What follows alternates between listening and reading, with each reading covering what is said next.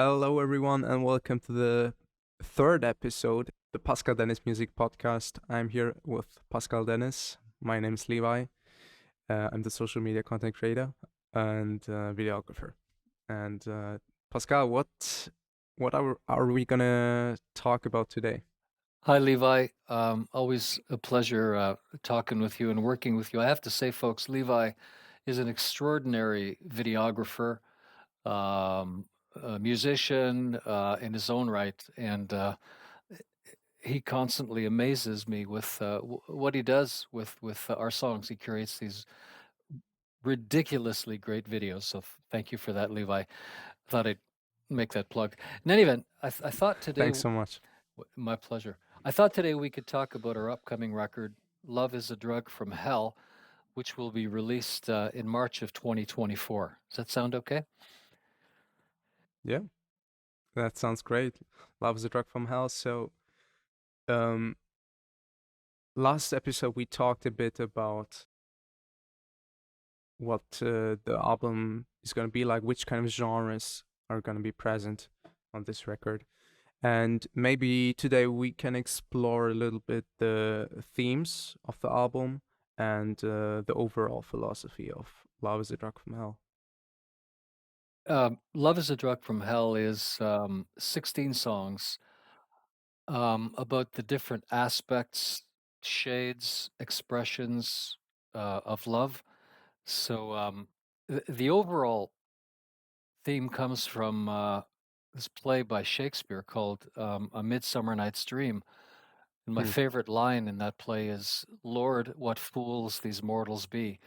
There's a troublemaker of a spirit whose name is Puck, and he causes all sorts of chaos for the people in the play. And then he just sits back and laughs at the comic insanity. So in a sense, that's what this album is about. It's me laughing mainly at myself and my misadventures and adventures with love, which is indeed a drug from hell. So 16 songs, as you said, many different genres. I'm just looking at my notes here. We've got seven, six or seven R&B songs, several country songs, several pop songs, a number of jazz tunes. We've got a song that is like a Stephen Sondheim show tune. Um, cool.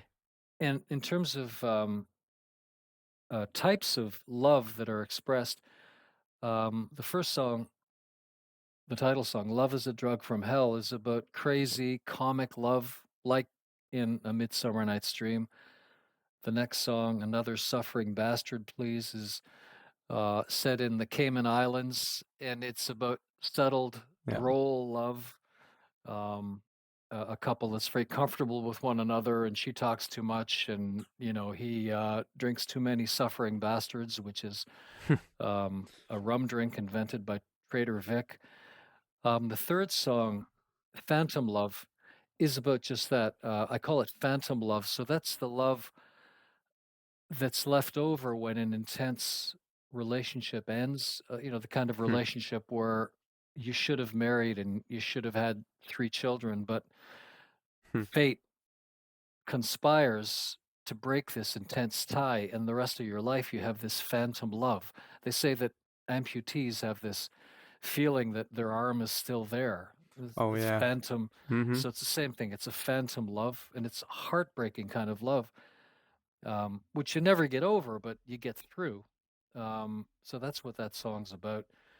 And then there's a song called "Velvet Apocalypse." It's very dark R&B song, and it's about toxic love or apocalyptic love. So it's the Mm-hmm. contrast. It's velvet apocalypse. So it's someone who's obsessed with a very beautiful woman who is velvet and elegant and decadent, but she's also an apocalypse, at least for him. Um, we have a song called Gray Eyes, which is about parental love. So when my daughter Eleanor was born, she had gray eyes, Mm. and I was mesmerized by the beauty of this child and the wonder of being a parent. So I wrote a song for her, and that was many years ago. She's grown up now. Um, then there's another funny, droll, comic love song called "Last of the Red Dots" about an obsessive compulsive who is a neat freak, Yeah. and he's lucky enough to have a beautiful relationship. Also called the Marie Kondo Blues. The Marie Is that Kondo right? Blues. Yeah, you have done wonderful videos for many of these songs already, and one of my favorites is "Last of the Red Dots." You really outdid yourself there, Levi. I think people So happy. you're gonna enjoy this, folks. Then there's a song that's very close to my heart. It's set in the high desert in North America. The high desert on the other side of the Rocky Mountains goes from Mexico all the way up to Alberta, and it's a mesmerizing country. And the cultures there are a spicy stew of indigenous culture and cowboy culture and Mexican culture. And the song is called "Send Me a Poem," and it's kind of a desperate love. It's two people that have been separated, and he's far away from her and from the high desert, and he's saying, "Send me something to remind me of you. Send me something that tells me you still care. Send me a poem. Send me blossoms of sweet Hmm. chaparral. Send me juniper pine. Send me sage." All of these are beautiful expressions of that landscape. So there's a lot of ache and longing in that Hmm. song. Then we have a song about friendship. It's called "You're Missing the Point, Ping Baby," which is about the great Jimmy Lai. He's the editor of the Apple Daily, which is a rabble-rousing newspaper in Hong Kong. And for years, he and his writers and editors stood up and exposed the excesses of the Chinese Communist government Hmm. till they raided the Apple Daily offices and they arrested Jimmy Lai and his editors. They confiscated their hard drives. It's real totalitarian brutality. And Jimmy Lai is in jail to this day. He refuses to leave, actually. He says, "No, I'm going to stand up to them because I want the world to see what they are." He's Hmm. been given all sorts of awards, Journalist of the Year, and journalists beyond borders have honored him repeatedly. So that's a song about friendship. So in the song, his friend is saying, he's calling him Ping, saying, "You don't know what you're dealing with here. Let's get out of town. Let's go. They're Hmm. coming for you." And of course, Ping refuses. Then there's a song about love of life. It's called "Mr. Rico's Having Fun." And this is a character that Hmm.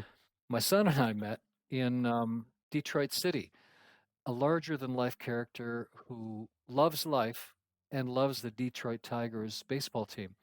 So we were at this baseball game and he came and he's with his wife. He's wearing a golden pork pie hat and a Detroit Tigers jersey. And within 5 minutes, he'd made friends with everybody in the section and very big-hearted, inclusive, generous, and all the kids were flocking around him. I really loved him. So Mr. Rico's Having Fun is about the love of life. And then we have a what I call a 3 o'clock in the morning song, such as Hmm. say Frank Sinatra or Billie Holiday might have sung. And this is a song of utter devastation. Someone who's lost a woman through his own foolishness, and she's gone forever. It's called "Yesterday and a Thousand Years Ago," and it's a Hmm. bossa nova in that Jobim style, you know, kind of underplayed um, vocal Yeah. delivery that contrasts with the utter heartbreak in the lyric. Um, and then we have some funny songs. Well, we've got "Santa on the Moon," which is just a farce. You know, Obviously. we had a lot of fun with that.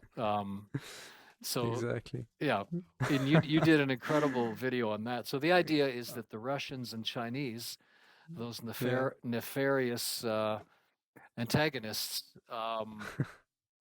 basically buy up Santa and um, Uh-huh. give him a factory on the moon, and they're putting chips in toys so that they can get everybody's data. And the G20 is freaking out.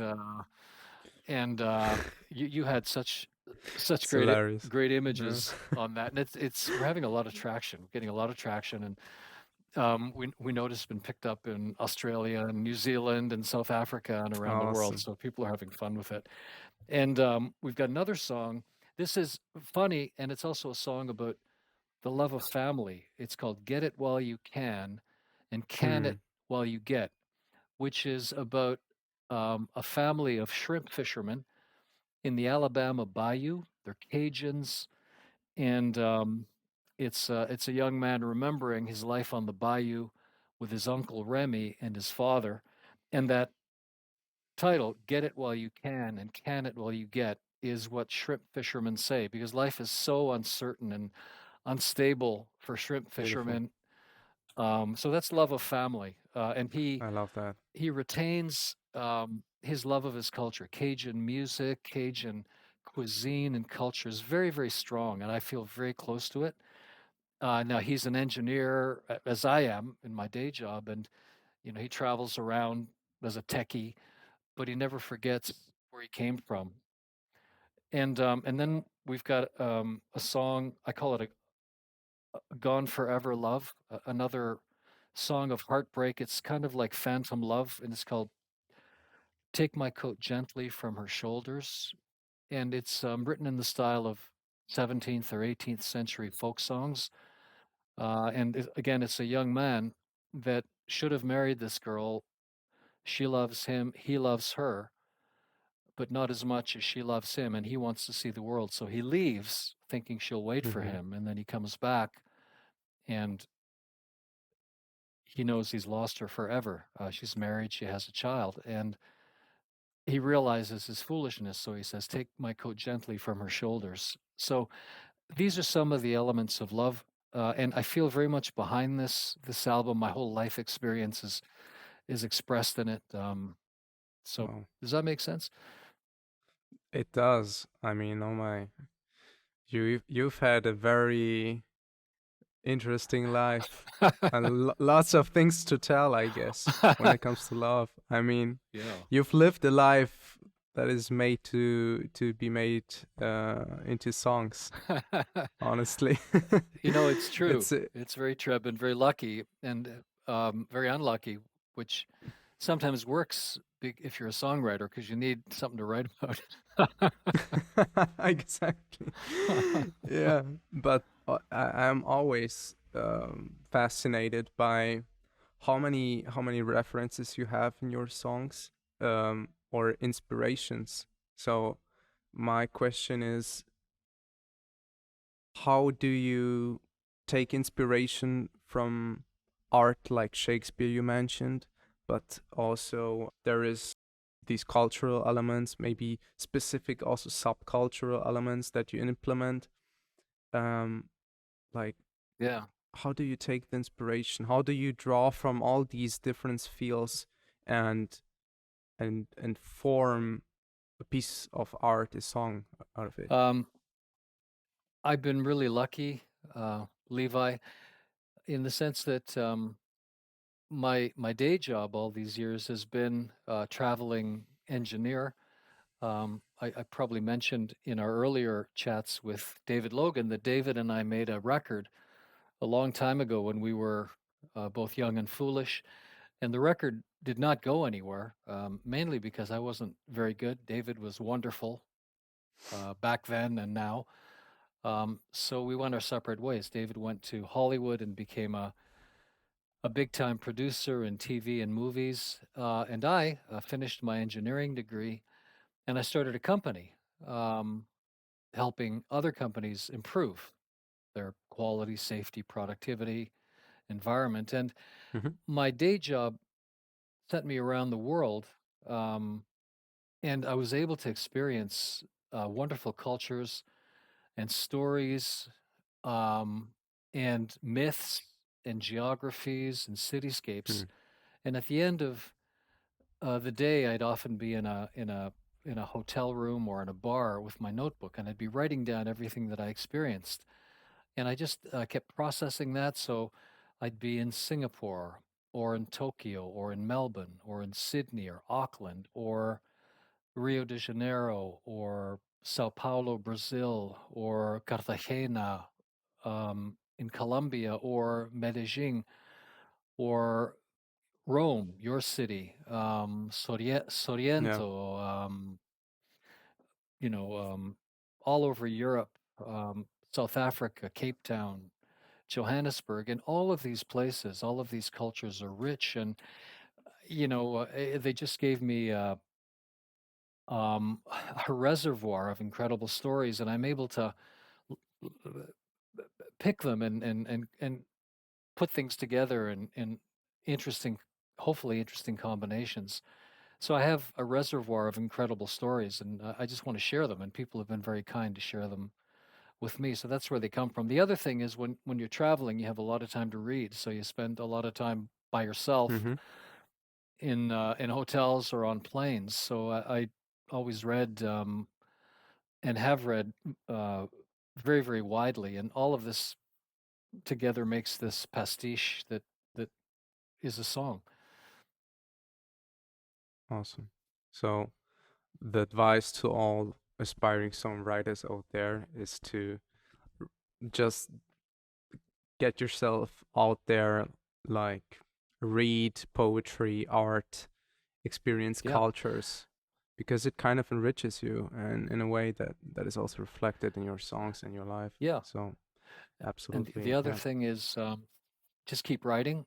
So I've written hundreds and hundreds of really bad songs, and that's just part of the process. So they say, I was gonna ask you said you said you were horrible back in the day when you and David made the record together, but how do you think were you not good enough? In I which was aspects? okay. I was just okay, but that's not enough to really create something that people want to listen to. I just needed a lot more practice, 10, 15, 20,000, 25,000 hours, um, and repetition and refining and finally coming to some breakthrough. And for me, the breakthrough, ironically, was uh, with the pandemic.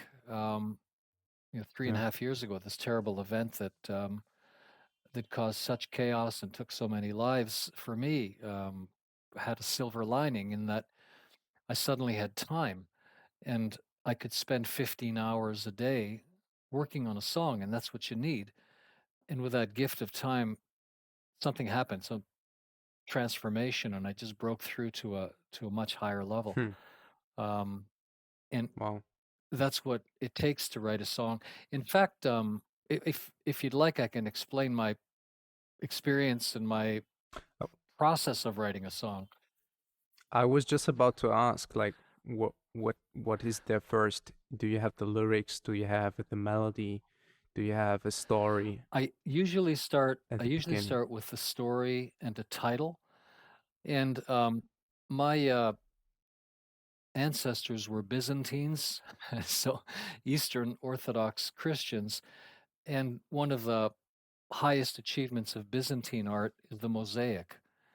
And of course, the mosaic is a big part of Islamic art and Roman art. For the Byzantines, all these cultures are intertwined. And for me, a song is like mosaic making. So to make a beautiful mosaic, you've got to find the right shape stone, the right color, the right texture, uh, the right feel, so that when the light hits it, it gives just the right color and hue. So the same with a song, you've got a space in the song, and that space, for example, has three syllables, and the emphasis is on the first syllable. So it's ba ba ba ba ba ba ba ba ba. So you've got to find words that Mm-hmm. have that rhythm and have the right emotion, and you've got to find the right chord and extension. So it's a dominant seventh chord with a flat nine, and that has that Mm-hmm. wistfulness. So you've got to find all of those things and shape the syllable and the word and the stanza and the chord and the chord sequence and the modulation, and that just takes a lot of time, a lot of practice, and so if you have the time and the practice and you stick with it, you can eventually make a decent mosaic. Now, it's taken me 30 years to to get half good at it, but my suggestion to young songwriters is just that: think of it as a mosaic, and every word, every note, every chord, every sequence of chords has to fit together in the same way as a stone fits, or a piece of glass fits in the mosaic, and helps to create a pleasing whole. When you stand back from a mosaic or a song, you get the full effect, and it's really satisfying. When you're really close to it, you might say, well, it's not that important. I mean, this stone kind of fits in here. This glass is kind of the right, maybe not really, but you feel it. You stand back and it just doesn't feel right. There's just like a little irritant, a little, it doesn't sound right. So go back and keep working at it. That's my overall That's structure and approach. I think that these are awesome insights. Like that's super helpful also for me. I'm a I musician know. myself, so I thank you for that. And so one important thing to summarize is to develop your musical vocabulary and also your mm, life, like what is the right word? Experience. Yeah. The way you experience and view life. Just have like lots of things from which you can also form a judgment about certain topics, or not certain, not just necessarily a judgment, but A you know what I mean. perspective. Yeah. A perspective. That's And it. what's building on your point, it's important to work on yourself and come to terms with yourself, and that means, knowing, who am I, what do I believe in, and Mm. living according to that. Integrity is living according to your beliefs. This is right. This is how one should live, and integrity means trying to live to that. Of course, we never we never achieve that standard, but just by trying, you become a better person, and you every day is a little bit up, as the Japanese like to Yeah. say. Yeah, Thanks so much, Pascal, for this awesome conversation, and it's my absolute pleasure. And we are gonna talk soon again. Next week we will have a new episode, and take care.